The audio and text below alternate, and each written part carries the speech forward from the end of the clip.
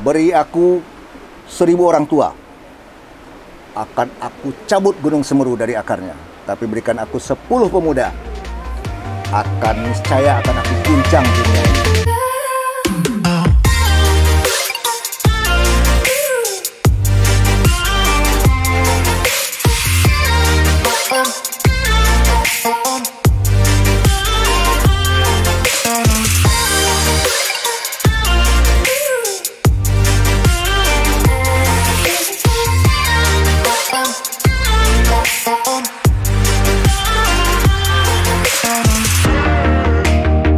Sana Pariwisata dan Ekonomi Kreatif, kembali lagi kita bersama Malapa, Maotalama Pariwisata dan Ekonomi Kreatif, bersama kawan-kawan anak muda yang sangat luar biasa. Pada hari ini kita akan bicara di Ricky Beach House, Mandeh, tentang kepariwisataan.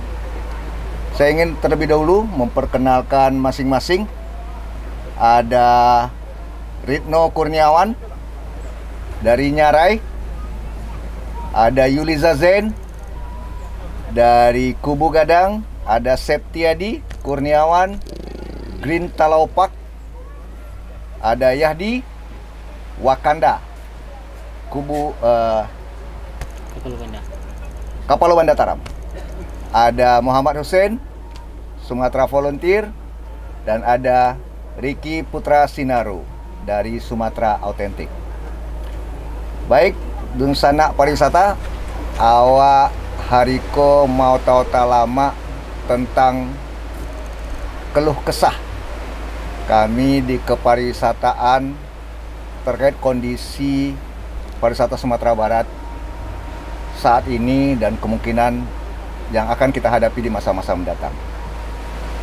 Yang pertama, sanak-sanak ambo rusuh. Wisman wisatawan mancanegara landak tibo sejak bulan April tahun lalu.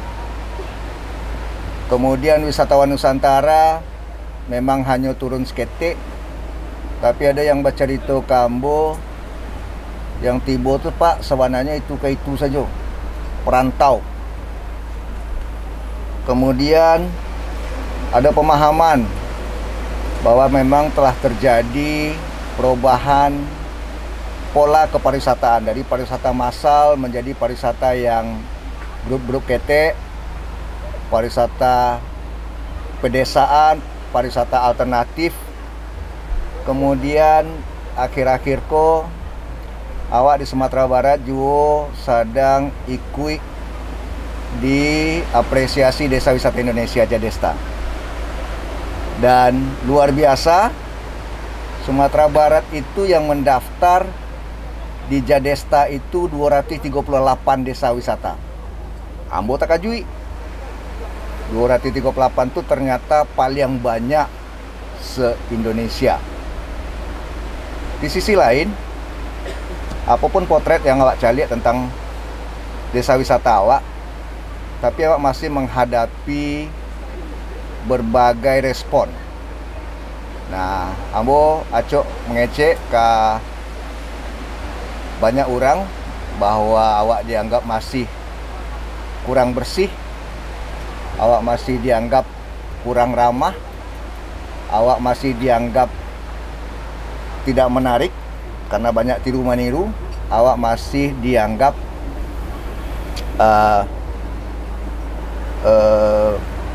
mahal, produk dan jasa awak masih dianggap mahal. Nah, untuk itu mungkin ambo perlu baca cerita-cerita jo sanak-sanak sadonyo tentang pikiran masing-masing tentang masalah yang kami hadapi. Katakanlah di pemerintah provinsi tentang konteks desa wisata atau wisata pedesaan atau program pemerintah yang baru kini untuk mengalihkan segmen wisata massal ke segmen wisata pedesaan. Jadi yang pertama ambo nio dapat masukan dulu dari sanak-sanak supaya awak sadonya tahu, kemudian dun sanak pariwisata di rumah juga tahu. Ambo nio bertanya dulu pandangan sanak tentang desa wisata. Mungkin menurut saya yang tapek jawab. Mungkin Ija dulu. apa sebenarnya yang desa wisata versi awak-awak, nggak usah versi-versi teoritis. Silakan, Za. Terima kasih banyak Pak Kadis. Jadi desa wisata, berbicara tentang desa wisata, dia sering mengatakan bahwasanya desa wisata adalah wujud kecintaan. Mungkin dari saya pribadi, desa wisata adalah wujud kecintaan terhadap kampung halaman sendiri. Yang dimana jika kita lihat apa yang terjadi tentang pariwisata Sumatera Barat, di mana pemerintah sudah gencar-gencarnya melakukan apapun usaha untuk mengembangkan pariwisata Sumatera Barat, ternyata kalau kita lihat itu yang perlu pertama kali kita brainstorming itu adalah masyarakat.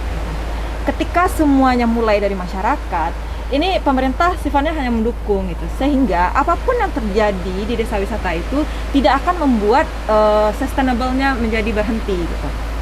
Jadi banyak anak muda yang mengatakan bahwasanya apa sih yang bisa kita lakukan untuk kampung halaman gitu. Hawa pangan kampung awakku gitu. Apa sih yang bisa wak lakukan dengan di tengah banyaknya sarjana-sarjana yang hadir di kampung halaman gitu. Jadi di sini di desa wisata wak bisa mencalian kalau hal kecil wak lakukan untuk kampung halaman itu bisa berdampak besar gitu. Baik dari segi branding maupun peningkatan nilai tambah ekonomi. Jadi anak-anak muda khususnya harus bisa menjadi agen of change-nya dari kampung halamannya sendiri. Tidak malu lah untuk berkiprah di kampung gitu. Karena kampung sendiri bisa menjadi lapangan pekerjaan gitu. Ketika ada anak muda yang mungkin tidak bisa keluar kampung halaman, tapi orang luar tuh bisa loh datang ke kampung Wak. Dilihat dari Kubu Gadang minim potensi. Tapi ketika ada masyarakat yang berniat, bersatu, bertekad bahwasanya ini bisa jadi desa wisata, apapun kendalanya, walaupun misalnya itu tidak terletak di sebuah desa sendiri, tapi kalau memang NIO itu bisa jadi gitu. Karena apa? Sumatera Barat ternyata sudah menyediakan pentahelix yang lengkap, menyediakan potensi yang lengkap. Hadirnya kawan-kawan dari berbagai potensi, sekarang kan prinsipnya kolaborasi bukan kompetisi, sehingga terbuka peran serta masyarakat yang tidak lagi menjadi objek tetapi menjadi subjek dari perubahan itu sendiri, membuka lapangan pekerjaan berujung ke kesejahteraan.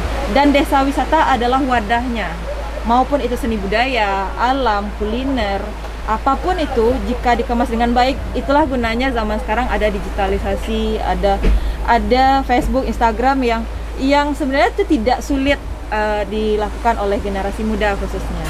Jadi desa wisata bagi mungkin teman-teman di sini juga merasakan kalau tidak cinta Pak, tidak dilakukan itu untuk kampung halaman, tidak akan jadi desa wisatanya. Karena desa wisata yang bottom up tuh lebih luar biasa daripada yang top down. Gitu. Mungkin desa wisata adalah tentang cinta. Tentang cinta. Tentang cinta, mantap. Oke. Ambo tertarik kecekja tadi tentang masyarakat. Yes. Awak memang di banyak destinasi, banyak tampik ada semacam kontradiksi antara kemauan anak-anak muda mode sanak-sanak sadonyo dengan respon masyarakat. Nah, ada ndak yang bisa mencari tuan kasus kontradiksi antara keinginan untuk memajukan desa dalam format desa wisata dengan respon negatif masyarakat dan trik maponnya? Ada yang bisa menceritakan pengalamannya? Mungkin yang banyak hijau-hijau tentang desa wisata aku mungkin Seti Adi. Siapa? Lanjut Di. Ya. Sebelumnya Adi mengucapkan terima kasih Pak atas kesempatan yang luar biasa ini. Bapak tadi mengawali bagaimana pariwisata itu tren dari sabta pesonanya pun baik wisatawan maupun masyarakat lokal memang tak beranjak, seperti ramah, lalu bersih dan lain sebagainya. Adi dan tim berangkat dari evolusi persepsi Pak. Jadi kita kampanyekan evolusi persepsi. Sebagai contoh, sebelum adanya desa wisata, orang lebih akrab wisata di desa. Jadi kita di Ulakan Pak, sangat miris ketika wisatawan tiba di Ulakan, lalu mereka makan, harganya tidak sesuai dengan ekspektasi mereka. Itu satu permasalahan. Yang kedua, mindset kepariwisataan itu dekat dengan kemaksiatan. Ini persepsi yang lekat di masyarakat selama kita bergerak kurang lebih 5-6 tahun terakhir ini. Jadi kita kampanyekan evolusi persepsi itu, Pak, dan mengangkat bagaimana mindset-mindset yang tadinya tidak percaya dengan kegiatan kepariwisataan ini sampai saat ini mulai berangsur dengan visi kita tadi, evolusi, Pak. Jadi pariwisata adalah ruang karya anak nagari.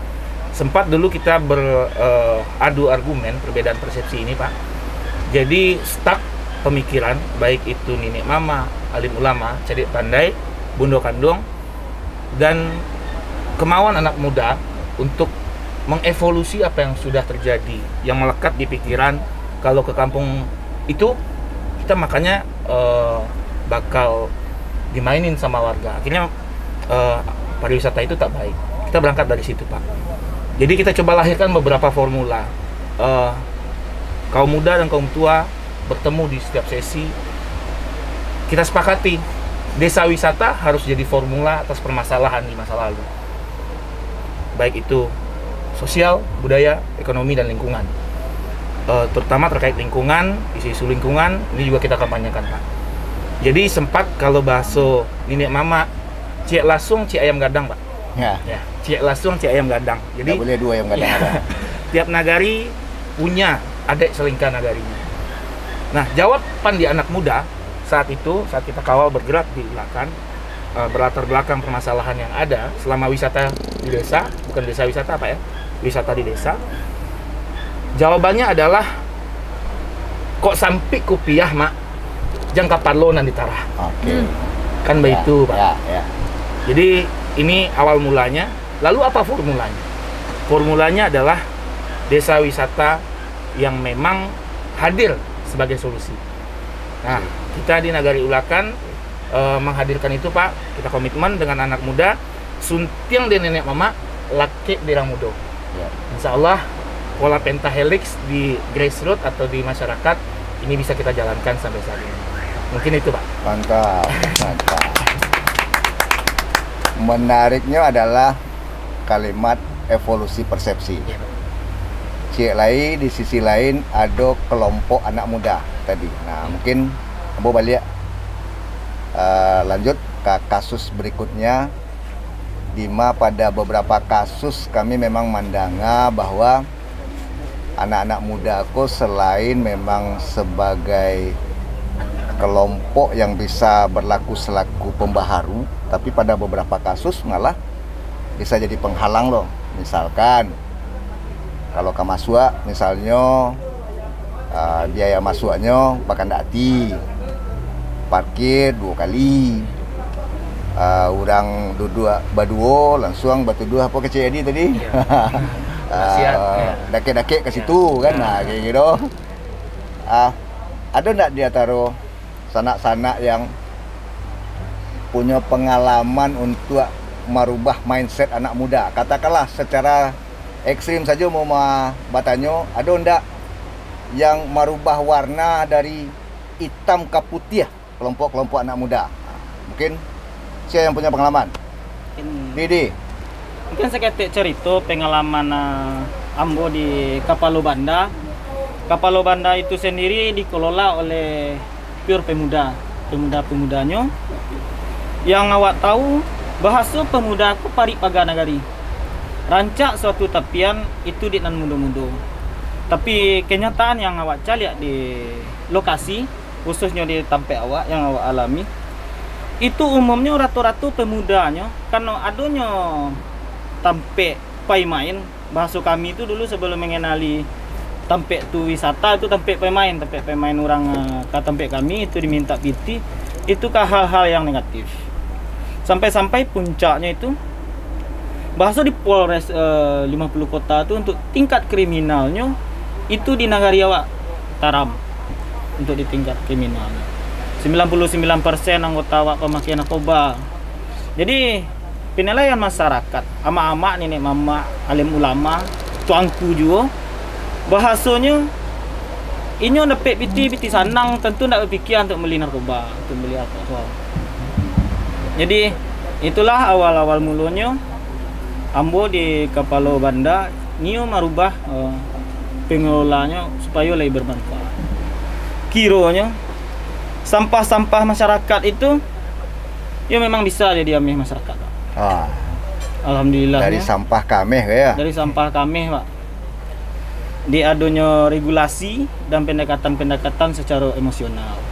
Tahu-tahu kiranya kawan-kawan pemuda yang kare itu sakare-kare vela orang kira perasaannya lunak. Kalau nggak masalah perasaan yang awak singgung itu pasti cucuran aja ya matunya. Salah satu contohnya awak selalu bercerita tentang ini, tentang kebaikan-kebaikan, tentang amalan-amalan. Tentu amalan-amalan itu cuma macam dosa-dosanya yang lama tu, Pak. Ale yang kemapunya. Kini naik awak caliak pergerakan pemuda tu untuk membangun kampung. Sampai-sampai di tampe awak tu memang secara kalkulasi kami pemuda mengelola Kapalo Banda tu kan secara pandai-pandai kami ya, Pak. Pokoknya umumnya ya awak sendiri awak tak tahu sabta pesona tu kiranya sabta pesona tu lah dilakon jo. Orang masuk ke tempat awak membayi PT awak, tentu orang tu harus nyaman, harus berhasil. Contoh awak tentu harus ramah. Kalau misalkan awak ramah, orang karami awak banyak PT awak gitu aja. Kalau galak jo mambiru nguik ke ya. Iya, betul. Awak yakin bahasanya memang apa? Memang betul falsafah nenek mama awak yang dulu-dulu bahasanya pemuda kau parik pagar nagari. Awak ni membuktikan dan alhamdulillah terbukti sampai kini. Dan kiranya banyak alumni-alumni dari pemuda awak yang alumni-alumni lapas itu mempunyai kreativitas sampai kini. Di 2021 kok awak sebagai wadah untuk menyalurkan kreativitas ini kok awak lah mempunyai galeri dalam menghasilkan beberapa karya-karya dari alumni-alumni lapas tu, Pak. Jadi formulanya itu mengalihkan perhatiannya, Pak. Oke. Jo kegiatan-kegiatan positif. Ya. Formulanya dialihkan dengan kegiatan-kegiatan positif. Kalau mungkin di penilaian orang lain itu SOP standar operasional itu memang kare, tentu jo itu untuk mengalihkan panganannya ke hal-hal yang buruk itu. Ketikanya guru pembangunan ini berpikir langsung menghayalnya kali itu. Iko yang inyo bangun, iko karyanya, ini jadi dari hati aja nya kerajo, Pak. Termasuk juga jo membuat suatu produk tu, ini tutup mengapa. Jadi kalau seandainya pemuda ko diberi wadah, pastinya ke hal-hal yang positif. Mantap. Iya. Yakin ya, jadi lah ada kasus di Kapalo Banda Taram lah ada evolusi persepsi tadi yang kece Adi tadi, khususnya untuk segmen kepemudaan. Oke. Ambo memang terpikir je tentang desa wisata. Ndak ada yang meragukan bahwa Sumatera Barat itu punya destinasi alam, objek daya tarik yang luar biasa. Tetapi jujur banyak yang ngecek Ambo bahwa kalau hanya mengandalkan itu sifatnya adalah sesuatu yang permanen. Tidak ada daya tarik lain yang bisa membuat orang betah lebih lama untuk tinggal di Sumatera Barat. Nah, awak mungkin berpikir tentang aktivitas wisatawan. Lado suatu tampik rancak, tapi kemudian hanya mencari sungai, gunung, danau, dan lain-lain. Ada ndak pengalaman kiro-kiro tentang activity based tourism atau pariwisata berbasis aktivitas yang telah dilakukan di sana-sana? Tuanku Ngerai, silakan. Terima kasih Pak Nam. Jadi aktivitas kepariwisataan khususnya di desa wisata sebenarnya tidak perlu dirancang sedemikian rupa lah Pak, yang artinya sewah mungkin gitu. Karena aktivitas wisata itu memang ada di masyarakat gitu. Tinggal awak sedikit memoles dan sedikit mengemasnya untuk kegiatan menarik. Yang pertama tentu untuk kegiatan pariwisata yang berbasis masyarakat itu di situ harus ada kata kuncinya pelestarian alam. Ya. Contoh salah satunya di kegiatan itu trekking gitu kan di Nyarai. Jadi trekking untuk pelestarian alam ya salah satunya adalah hari Jumat tutup gitu kan. Oh, Jumat tutup Nyarai. Jumat tutup. Ya. Selain untuk masa yang di apa namanya, selain untuk yang diingatkan oleh nenek mama karena hari Jumat itu orang tak kerimbo. Dan cek lain kita ambil positifnya. Jadi di hari hutan itu kan ada kala capek juga ketika kita injak tarih gitu kan.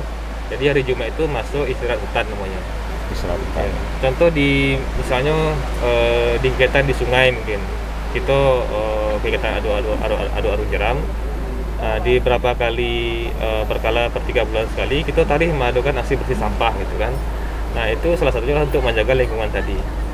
Nah jadi balik ke cerita tadi secara ekonomi bahwa pelibatan masyarakat dalam menjadikan itu sebuah paket wisata itu harus penting. Misalnya dalam kegiatan trekking tadi gitu kan, tentu di situ melibatkan masyarakat sebagai pemandu. Nah metode yang kita lakukan di lapangan jangan pernah bagi teori ke masyarakat. Pernah mendatangkan guru bahasa Inggris di Nyarai itu. Hari pertama datang rami 50. Ya. Hari kedua datang setengahnya 25. Hari ketiga habis gitu. Nah, jadi 3 hari umurannya. 3 hari umurannya, Pak. Jadi masyarakat tuh jenuh dengan sifatnya teoritis. Jadi masyarakat tuh butuh pembelajaran praktek. Gitu. Contoh di Nyarai itu kita belajar briefing.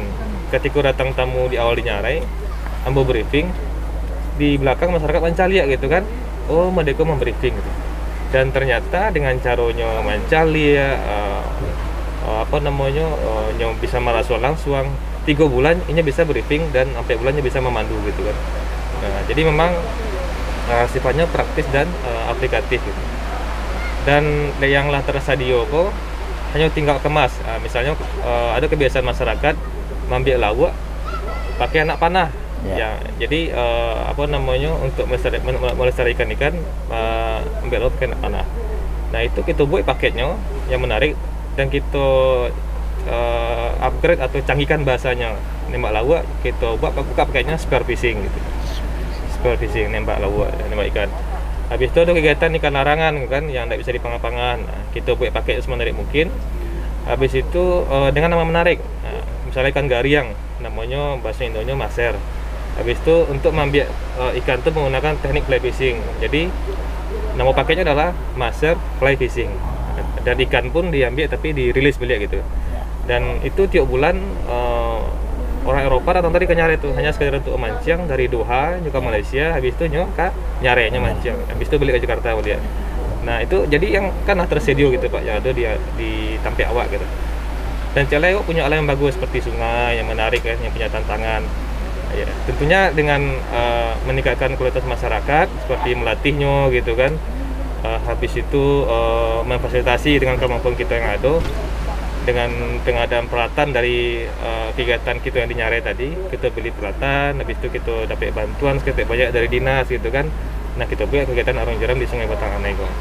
Dan cek lain untuk sustainable kegiatan kita harus melibatkan masyarakat. Jadi setiap kegiatan di arung jeram itu yang masak warga, yang majuin transportasi warga, skipper pemandu arung jeram itu warga yang kita latih dan sudah tersertifikasi itu pemandu arung jeram ada 15 orang Pak, itu dari warga. 5 boleh? Iya.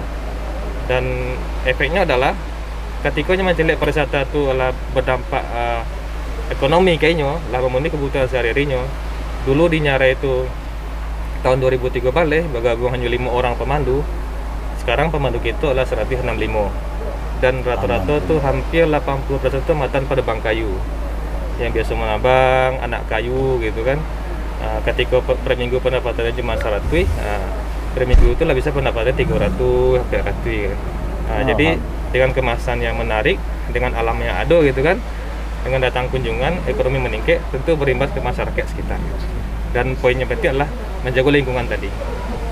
Konteksnya kalau dari Rino memang menjaga lingkungan ya, sustainable tourism. Nah, Oke. Sisi lain tentang pariwisata Sumatera Barat, there is so much to see, there is something to do, but nothing to buy. Pernah dengar itu enggak kira-kira kritikan terhadap awak? Kok kembali galang, galang-galang buatan Jogja aja nya, kembali baju kaos C59 Bandung aja nya kilo-kilo kan. Nah, ada ndak sanak-sanak nambah pikir kini mangke kreasi-kreasi lokal masyarakat dalam bentuk kriya-kriya yang betul-betul potensinya ada di awak, nangka mangalajuannya awak dan lain-lain. Ada ndak yang punya pengalaman itu? Oh, Sen. Silakan Sen. Oke, Pak. Makasih banyak. Pak, jadi yang Pak sampai semantako itu dalam pariwisata mungkin ada namanya what to see, what to explore, dan mungkin yang terakhir itu what to bring. What to bring? What to bring back? Jadi kalau kita ciko, memang itu betul Pak, itu menjadi suatu realita di daerah kita. Kalau bahwasannya setelah awak mencari dan setelah melakukan sesuatu yang kedibawa pulang pun memang tidak ada. Kalaupun ada, itu pun tidak datang dari awak loh. Nah, jadi padahal kita tahu sendiri apa yang akan menjadi sesuatu yang akan dibawa pulang oleh orang lain itu banyak di kampung awak ternyata. Nah, apakah mulai dari SDA-nya, dan bahkan ada beberapa orang yang memang punya kreatif, yang bisa mengolah SDA-nya tadi, tapi mungkin agak kurang dalam hal pemasarannya gitu. Nah, jadi kalau tadi ada beberapa istilah atau filosofi dari Minang, mungkin ada tambahan step Pak. Itu basilang kayu ditungku mau kopi kayu duit. Tapi ada ujungnya Pak. Ya. Makan nasi kok masak. Iya, kalau ada nasi kok. Kalau tidak ada nasi tidak ada ya. Media napi sana gunung gini dah kan. Jadi dalam suatu desa wisata pasti beko ada beberapa orang yang dalam hal pengolahan gitu. Nah, kadang ada di masyarakat awak aku yang inyo ndak mau terlibat karena nak untung di awak dong. Nah, sehingga pada akhirnya tuh masyarakat tuh justru akan terpolarisasi. Jadi secara sosialnya pun ndak terbangun kekompakan tadi itu. Kayunya lebih silang, api lagi, tapi nasi nak masak dah. Karena mereka ini apinya kok suatu dibawa pahile gitu. Ya. Nah, jadi obor nemu nah. Betul. Betul. Jadi maksudnya mungkin lebih ke bagaimana pariwisata itu tadi betul-betul bisa berdampak bagi seluruh orang yang ada di desa wisata itu. Nah, salah satu caranya adalah bahwa kita bisa memberdayakan orang-orang kreatif tadi mengolah SDA yang ada di kampung itu, dan pada akhirnya itu bisa menjadi hal yang produktif untuknya, sehingga secara kesatuan ini betul-betul saling support gitu loh. Oke. Nah, jadi di saatnya saling support, awak yakin nasiku bisa masak, bahkan sekanca kadang pun bisa masak gitu loh. Contoh nasinya gini apa? Nah, jadi kalau kini salah satunya itu adalah sedotan bambu. Jadi kalau kita di yayasan kita mencari beberapa dari SDA yang ada di Kitoko, ternyata di luar itu sangat diminati orang gitu. Dan apalagi kalau misalnya awak cerita awak di kampung, banyak tua Kitoko yang sebenarnya lah jauh-jauh hari itu lah mengamalkan tentang bahwa pelestarian lingkungan. Nah, itu melalui karifan-karifan lokalnya itu. Nah, jadi salah satunya kayak tadi sedotan bambu yang kalau di orang luar mencari pakai sedotan Iko lebih go green, kita betul-betul save the environment. Nah, jadi di saat Iko diolah di masyarakat yang memang di kampungnya itu ada loh, banyak nilai yang bisa dapat dari produk itu. Bukan cuma dari sisi ekonomis tadi, tapi tentang pelestarian lingkungan juga, dan akan menjadi lebih komplit di saat hal-hal itu dikerjakan oleh orang-orang yang ada di situ. Jadi menurut awak di saat wisatawan datang ke suatu desa wisata, inilah mencari, inilah mengeksplor, dan yang kadibawa di nyoko bukan cuma sesuatu yang nampak secara fisik, tapi memang nilai-nilai yang dibawa pulang di nya gitu. Nah, di saat itulah inyo tangkuk itu menjadi nilai, secara tidak langsung bekonya lah menyebarkan ke orang mouth by mouth lah, maksudnya mulut ke mulut gitu. Nah, jadi kayak sedotan bambu, kita bercerita lo tentang siapa membuatnya dan apa nilai sosial setelah dari produk Iko, sampai orang mikir inyo pakai sedotan bambu itu bukan cuma membantunya untuk mengurangi sampah plastik, tapi dengan inyo memakai sedotan bambu, inyolah membantu lo orang-orang yang ada di desa wisata itu.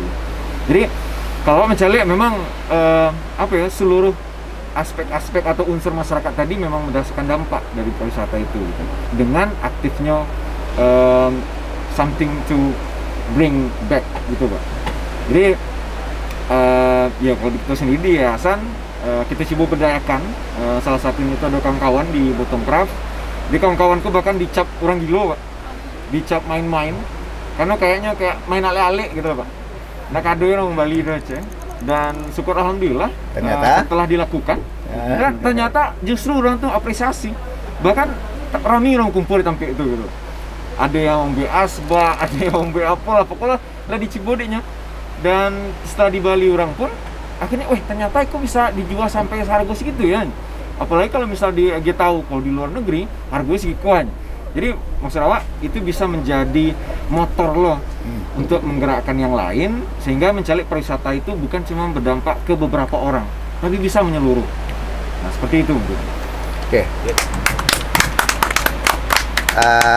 Jadi Ambo tertarik tadi cerita Husein tentang sedotan bambu versus sedotan aluminium gaya baru. Kini kalau banyak orang pakai sedotan masing-masing untuk save the plastik tadi kan, untuk menghindari plastik. Nah, artinya kan konsep kini kok kalau cerita desa wisata wak turun kan ada cerita modernitas dengan tradisional, ada cerita interest orang. Awak selalu beranggapan bahwa yang indah-indah, yang ranca-ranca, yang modern-modern itulah yang dicari orang. Ambo prinsipnya tidak setuju. Karena yang dicari orang itu pasti yang tidak ada di nagarinya kan. Yang tidak ada di nagarinya itu ya memang masih ke alamnya Hanawa. Nah kan, jadi Ambo nyo tahu tentang pandangan sana tentang teknik promosi. Nah, challenge Ambo adalah banyak orang berfikir rancak saya nak kawak sigi, nak kawak aduan ke orang, nak kawak calian ke orang. Banyak seketik yang mengecek bahwa sebenarnya originalitas lah yang sebenarnya harus awak angke. Nah, kira-kira dari perspektif promosi mungkin Ricky mungkin punya pengalaman antara dua pendapat tadi kok tentang cara awak sebenarnya harus mengemas promosi desa wisata. Terima kasih Pak atas kesempatan. Bagi saya sih pariwisata itu sederhana ya.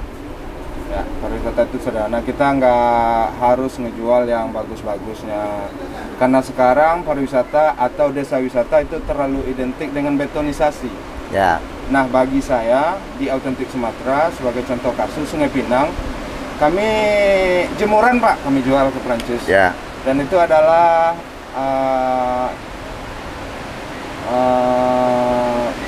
objek jualan kami Pak, objek jualan kami. Yang kami jual di sana apa? Itu kesederhanaan. Ya. Karena nggak perlu ada itu apa namanya mesin dryer. Ya. Ya. Jadi sebenarnya ya buat akses pasar internasional dengan kesederhanaan kita itu justru lebih menguntungkan karena kita menjual live konsep Pak. Kita menjual experience. It's not only about like you take pictures or something like that. It's like you give them the chance to experience what you have in the back then. It's not only about like something that you can see or things like that. Jadi contohnya ada wisatawan bule datang kemari, diajak cara menyasah pakai sabun cap tombak di atas batu di sungai, diajak mengirok kain, diajak manjamuan. Habis setengah hari itu nah. Habis laku pakai itu nah. Pak. Sehari. Oke. Dan itu sesuatu yang mereka cari sebetulnya kan, walaupun bagi banyak awak itu dianggap sebagai suatu keprimitifan, tetapi itu yang tidak nyedapean ya, karena itu tuh mungkin terjadi di generasi-generasi sebelumnya kan, orang gayanya segala macam, dan itu yang mahal kan Ki? Betul Pak. Okay. Ya mungkin tambahan Pak, ada semacam itu ya Pak ya, kalau bagi awak menangkapnya Pak, ada semacam kehausan Pak. Ya. Kehausan bagi wisatawan luar negeri itu, contohnya kita bawa tamu Kauluai ya, Kai Tajun ya Pak. Biasanya yang kenyataan sekarang bawa Kauluai, foto, selfie, udah pulang. Ya. Cuman orang tuh lupa, kebanyakan kawan-kawan guide lupa. Contoh yang dilakukan Ritno kan, memasak di batang air ya. Itu tuh something that never see Pak. Jadi itu tuh adalah sesuatu yang wow tuh Pak. Dan itu tuh bagi mereka itu tuh film. Ya. Film dirinya seorang. Film dirinya seorang. Dan itu yang tidak bisa awak kemas secara baik. Kawan-kawan biasanya. Nah itu yalah dari 2000 awalnya kami lah mulai gitu Pak, mengemas itu. Jadi intinya ya bagi awak pribadi pariwisata itu sederhana. nggak perlu apa dah Pak. Tinggi-tinggi nah. Tinggi-tinggi Imajinasi kok. aja lah Pak. Setuju. Desa wisata awak masuk aja konsep tinggi, itu. Bang. Ayalan. Kalau udah bang, layan nggak boleh tinggi dong. Apa hasilnya paling tinggi. Oke, sana awak punya 2 orang lagi. Ambo coba hubungi. Mungkin ada keterbatasan. Ambo nio baca itu tentang tematik sebenarnya.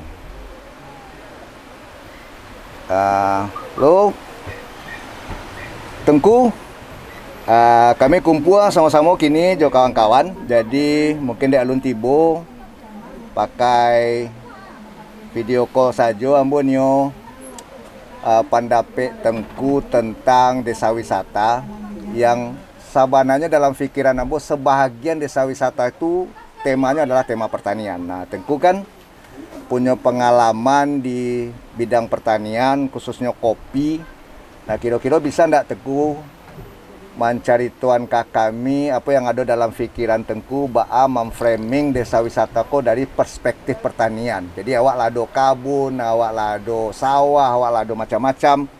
Nah, kemudian ba'a menjadian potensi itu sebagai sebuah daya tarik di sebuah desa wisata. Ya, silakan Ku. Terima kasih Pak. Aduh, iko pertanyaan yang cukup menggelitik kita sadoe sebenarnya Pak. Jadi kalau menurut kami sebenarnya desa wisata berbasis agro eko konsepnya adalah bermain sambil belajar.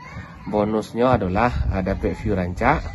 Bonusnya adalah kita bisa melakukan aktivitas di kebun.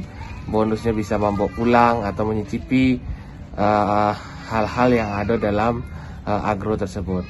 Tapi intinya adalah caranya konsep-konsep di agro itu jangan sampai hilang bermainnya Pak.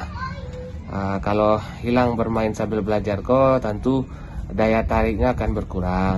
Misalkan saja model kami di Solo Rajo kita lebih fokus di kopi. Selain kopi juga ada hortikultura. Jadi setiap kawan-kawan atau pengunjung yang datang bisa mencari kopi, bisa ikut panen kopi, bisa mencari aktivitas-aktivitas yang ada di dalamnya. Namun dusana-dusana kita atau tamu-tamu kita yang datang pun bisa juga mencari proses pasca panennya, mulai dari pulper, hulernya, nyangrai, roastingnya, bahkan bisa pula dinikmati olahan berbagai macam jenis kopi di dalam kebun kopi tersebut. Selain bisa menikmati, kawan-kawan bisa pula nginap semalam di dalamnya. Jadi konsepnya memang kalau menurut kami itu selain dari view-nya yang rancak, ada ilmu yang didapat di dalamnya, ada pula yang bisa dibawa pulang untuk dinikmati. Ya misalkan kalau mau sayur misalnya petik tomat, petik atau buah-buahan atau tanaman perkebunan, durian kah atau apakah. Jadi dikemas menjadi satu kegiatan yang menyenangkan tibonya Pak dan menarik. Oke, Ku, makasih Ku.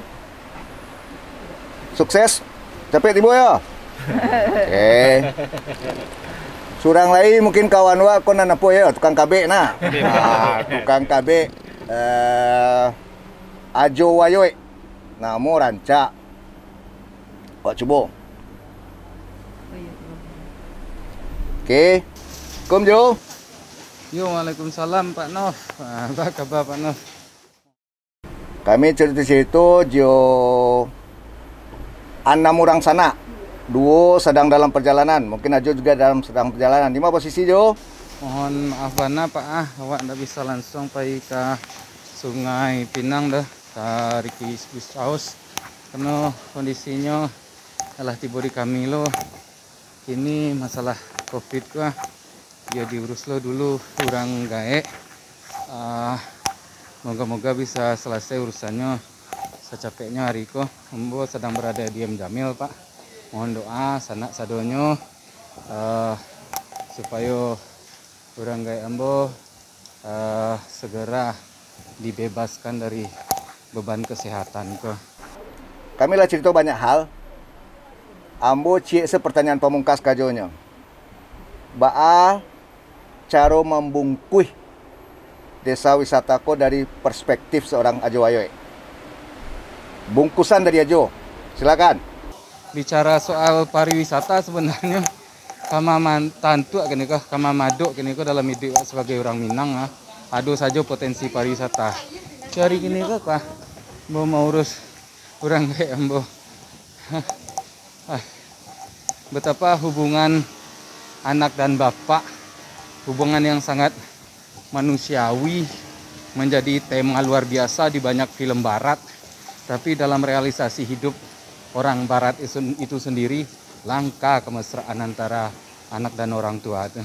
Tapi beda dengan awak di Indonesia. Awak kalau di Indonesia kok Allah barang wajib gitu, anak harus mengabdi kepada orang tuanya gitu. Dan ikonan maha dari Asia, ikonan maha khususnya dari Indonesia. Betapa kuatnya tradisi berkeluarga yang menjadi salah satu intipati dari kemanusiaan. Nah, kemudian disitulah banyak ambo mandangan ndak sekali dua kali do panah.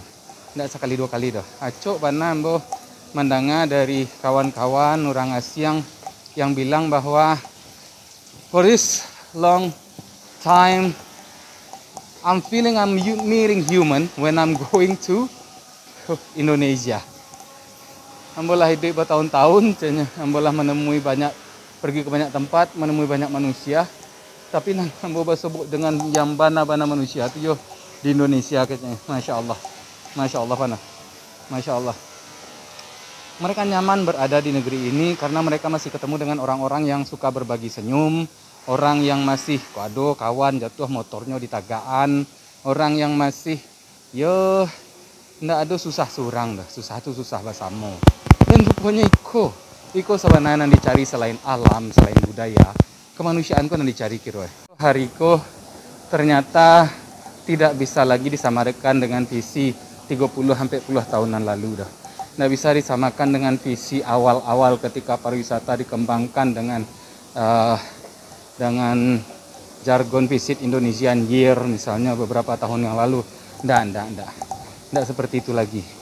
Karena sudah terlalu banyak paradigma kepariwisataan yang berkembang hariko.